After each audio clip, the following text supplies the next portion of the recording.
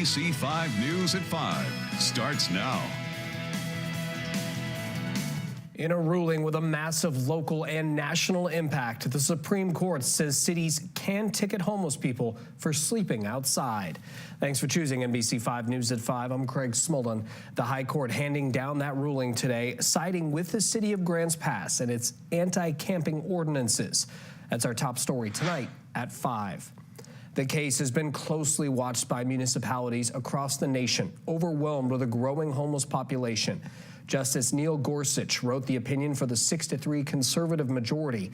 He said the ordinance does not qualify as cruel and unusual punishment under the Constitution's 8th Amendment. But Justice Sonia Sotomayor wrote in her dissent that sleeping is a biological need, and the ruling is akin to punishing people for being homeless. The U.S. Department of Housing and Urban Development says on any given night, more than 650,000 Americans are experiencing homelessness in the U.S.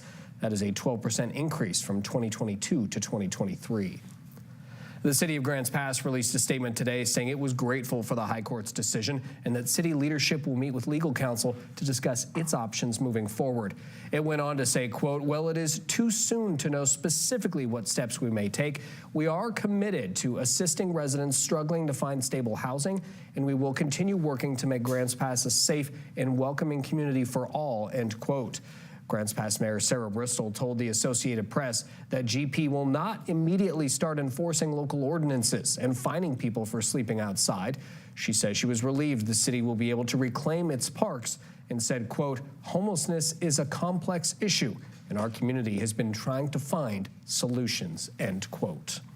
We're also hearing from those who are directly impacted by the court's decision. NBC5's Maximus Osborne is live in studio with that. Maximus? Craig, we spoke to a man named Benny Mitchson who is experiencing homelessness right now in Grants Pass. He says the decision to criminalize sleeping in public just piles on the number of hardships. I just think it's crap that the Supreme Court had to be brought in on this ruling, you know? It's hard to even get a tent out here, much less find a space to even put it. And then when you put it on some space that isn't appropriate, or you get a ticket, and here you are homeless, you ain't got no money in your pocket. So how are you supposed to pay a ticket or even make a court date, you know? It's like, yeah, it's kind of hard being homeless out here.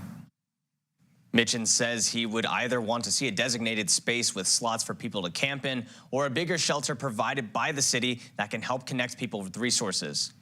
Mitchell says he's trying to not let the system bring him down, but feels that the unhoused community should not be punished for basic needs. Live in studio, Maximus Osborne, NBC5 News. Maximus, thank you. Attorneys for the homeless who filed the suit are enraged, but they're not surprised by the Supreme Court's ruling. In a press conference this morning, policy experts and the lead counsel for the plaintiffs in the case expressed their disappointment. They say there is no room for police on this and that punishing people for trying to survive outside is expensive and counterproductive. They say the decision fails to protect people's rights and will only increase homelessness and human suffering. They passed these laws that the Supreme Court today shamefully upheld, in part to make homeless people in Grants Pass, quote, "move on down the road."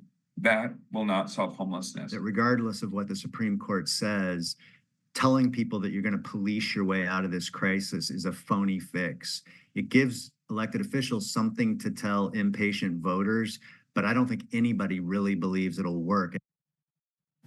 Moving forward, the attorneys' hopes rest on favorable findings in areas of the lawsuit not addressed in today's ruling, like excessive fines and vagueness clauses, as well as individual and class actions. Oregon's U.S. senators are weighing in on the court's decision. Senator Ron Wyden taking to X, tweeting, quote, "Criminalizing homelessness solves nothing. I am laser focused on building more housing and providing communities in Oregon and nationwide with the services they need to reduce homelessness." Senator Jeff Merkley, in turn, sending out a statement saying in part, quote, "This Supreme Court decision is a direct assault on government of, by, and for the people, and clarifies who the court really works for, the privileged and the powerful," end quote.